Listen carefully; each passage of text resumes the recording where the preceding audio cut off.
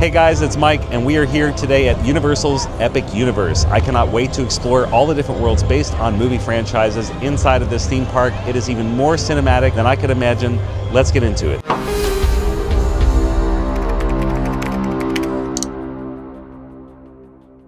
So today's a really special one because I'm giving you an early look inside Epic Universe, Universal's brand new theme park before it even opens to the public. Like any great movie, Epic Universe has an opening act, and it's Celestial Park. Right away, you're immersed in energy and wonder. The Constellation Carousel spins like a cosmic ballet with creatures and myths twirling against the sky. For the thrill seekers, Stardust Racers launches you on a high-speed duel through the stars. And at night, Celestial Park transforms into something truly magical.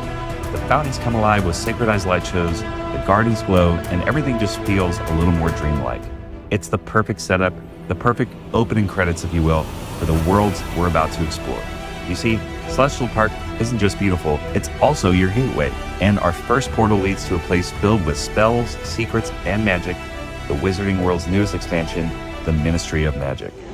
Okay, we're now inside of 1920s Paris. This is based on the film Fantastic Beasts and Where to Find Them. This is the post-Harry Potter series that came out. So I think that this is one of the most detailed lands in the entire park, or worlds in the entire park. There's some incredible attractions here, including the Ministry of Magic. There's a great show, the Cirque des Arnoux, as well as some fantastic dining options. We had the butterbeer crepe and the lavender lemonade. It was delicious. And there's tons of interactive wand spots as well. So with a wand like this that you could purchase at the wand shop, you can actually go around and interact with tons of different things in this land. And I'll show you one of those examples now.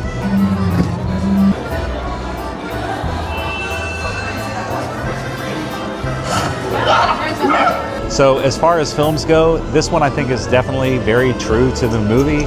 There are tons of characters that you will recognize while walking through this land. There are students that go to the Ministry of Magic. There's a detective walking around. There's musicians here. There's live performances. Everything is spectacular. Definitely got to check this one out. It's a must-do, especially if you're a Harry Potter or Fantastic Beasts fans. Welcome to Berk, the legendary Viking village brought to life from DreamWorks' How to Train Your Dragons films. Right away, you're greeted by a massive lagoon surrounded by colorful rooftops, towering ships, and dragons that seem ready to take flight. One of the showstoppers here is an incredible ice-breathing dragon perched next to Spitfire Grill, a true spectacle you won't want to miss. Berk is alive with adventure, from rides like Hiccup's Wing Gliders, which lets you soar just like a young dragon rider, to the Untrainable Dragon Show, a live performance that, honestly, might be the best show in the entire park. Everywhere you look, there's rich detail, all crafted to feel like you've stepped straight into the world of Hiccup and Toothless, and it's a land full of heart, excitement, and imagination, a place that captures the spirit of dreaming big and taking flight. Walking through the warp pipe into Super Nintendo World is like stepping inside a world that's already made history on screen. Super Mario Bros. Movie shattered records, becoming the highest-grossing video game adaptation of all time, pulling in over $1.36 billion worldwide. And that same larger-than-life energy is exactly what you feel the moment you enter this world. It's like stepping onto the set of an animated film that you get to live inside. Right away, Bowser's Castle rises ahead, massive, detailed, and cinematic in its own right, hosting one of the best rides in the park. I picked up the Donkey Kong-themed Power-Up Band, which is an Epic Universe exclusive, and it adds a whole extra layer of interactivity. Tapping blocks, collecting coins, unlocking hidden games, it makes you feel like you're part of the adventure, not just watching it. And one of the biggest expansions here is Donkey Kong Country, a land hidden inside Super Nintendo World. Through the Stone Temple portal, you step into jungle landscapes, playful games, and the brand new Minecart Madness coaster, which perfectly captures the wild, track-jumping thrills of the classic games. Right after the coaster, I grabbed one of the exclusive themed snacks, the collectible Donkey Kong souvenir cup, and honestly, it's the kind of fun detail that makes the whole experience even more memorable. Before leaving, I explored the merchandise shop, and the level of detail inside is just incredible. Super Nintendo World isn't just another themed land, it's a full-blown celebration of gaming and now cinematic history. Walking through the portal into Dark Universe at night feels like stepping back into the origins of modern horror.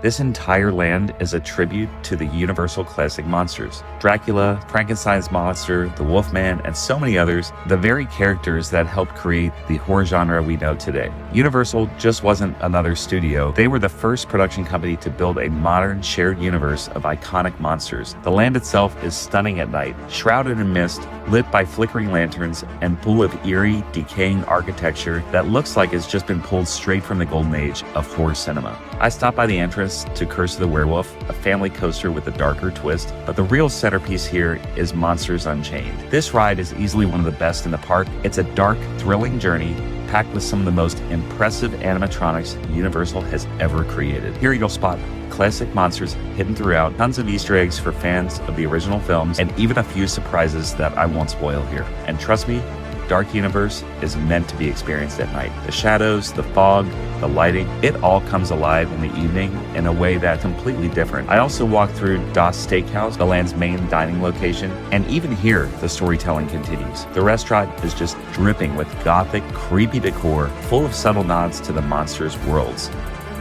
And on the opposite side of Dark Universe, you'll find the Burning Blade Tavern, where every 10 minutes, the massive windmill ignites in flames.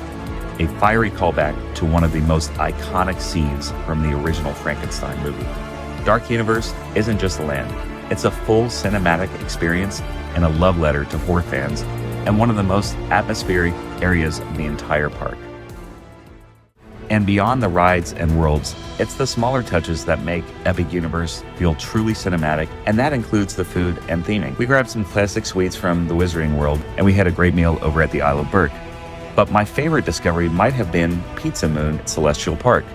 It's a wonderfully themed restaurant inspired by A Trip to the Moon, the 1902 silent film that helped shape early cinematic storytelling.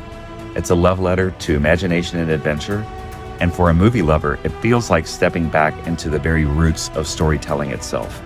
At night, the entire park transforms. Celestial Park glows with cosmic energy, Berk feels even more alive under lantern light, and the Parisian streets of the Wizarding World shimmer with a magical kind of elegance. Epic Universe doesn't just tell stories, it lets you live inside them. And every little detail, from the rides to the restaurants, makes this experience unforgettable. Okay, so there it is. Epic Universe has everything a movie fan could ask for, from the breathtaking world of the Isle of Berk to magical 1920s Paris. I think this truly is one of the most technologically advanced theme parks in the world, and it helps us bring a closer reality to the movies that we enjoy so much. So that's been it for now. If you like this video, please subscribe for more, and I look forward to seeing you at the next show.